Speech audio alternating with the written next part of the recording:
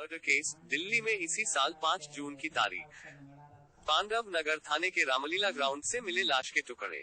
2 सफेद पॉलीथीन में, एक में पैर के घुटने का निचला हिस्सा और दूसरे बैग में जांघ का हिस्सा मिला था। पुलिस ने इन टुकड़ों की जांच फॉरेंसिक टीम से कराई। इसके बाद कई दिनों तक रामलीला ग्राउंड और पास के जंगल में लाश के टुकड़े मिले, लेकिन पहचान नहीं हो पाए।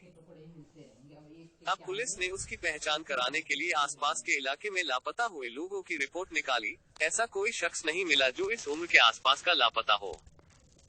फिर पुलिस ने दूसरे थानों और आसपास के शहरों जैसे नोएडा, गाजियाबाद और गुड़गांव तक में जानकारी जुटाए, लेकिन फिर उसकी शिनाख्त नहीं हो पाए। इसके बाद पांडव नगर थाने की पुलिस ने हत्या और सबूत मिटाने की धाराओं में रिपोर्ट दर्ज कर जांच शुरू की। अब फॉरेंसिक टीम ने जांच की तो बताया कि ये इंसानी टुकड़े किसी पुरुष के हैं, लेकिन किसके ये तो पता नहीं चला। कई लोगों से पूछताछ के बाद भी कोई जानकारी नहीं मिली तो पुलिस ने ये पता लगाना शुरू किया जहां से मांस के टुकड़े मिले हैं उसे कोई तो फेंकने आया होगा। लिहाजा पुलिस ने सीसीटीवी फुटेज की जांच शुरू की। हालांकि कई दिनों की पड़ताल के बाद कटा हुआ सिर भी मिला, लेकिन पहचान नहीं हो सकी। सीसीटीवी फुटेज से पता चला कि 31 मई और 1 जून की रात में 2 लोग संदिग्ध हालात में उस ग्राउंड की तरफ आए थे।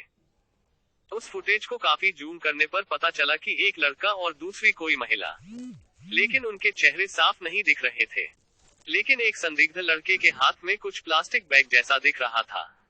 इससे शक हुआ कि इस घटना में जरूर 2 लोग शामिल हैं, जिनमें एक महिला भी है। लेकिन ये दोनों कौन है, क्यों मारा और किसका कत्ल किया, ये कुछ भी स्पष्ट नहीं हुआ।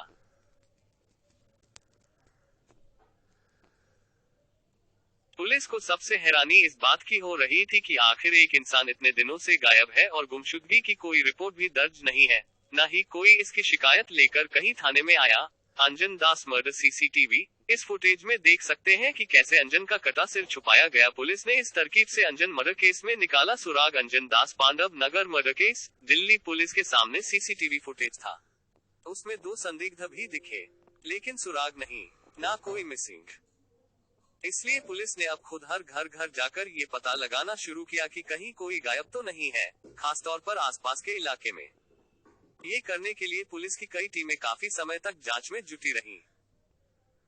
इसके अलावा पुलिस ने आसपास के एरिया में ऐसे मोबाइल फोन नंबर का पता लगाने में जुटी जिसे कुछ समय के लिए बंद रहा, यानी डंप डाटा जिसका इस्तेमाल कुछ दिन के लिए नहीं किया गया हो, वो भी लाश के टुकड़े मिलने के दौरान। अब इस तरीके से जांच करते हुए पुलिस को करीब 5 से 6 महीने का समय लगा, जिसमें पता चला कि अंजन दास का नाम का एक शख्स गायब है। लोगों ने उसे काफी समय से नहीं देखा था।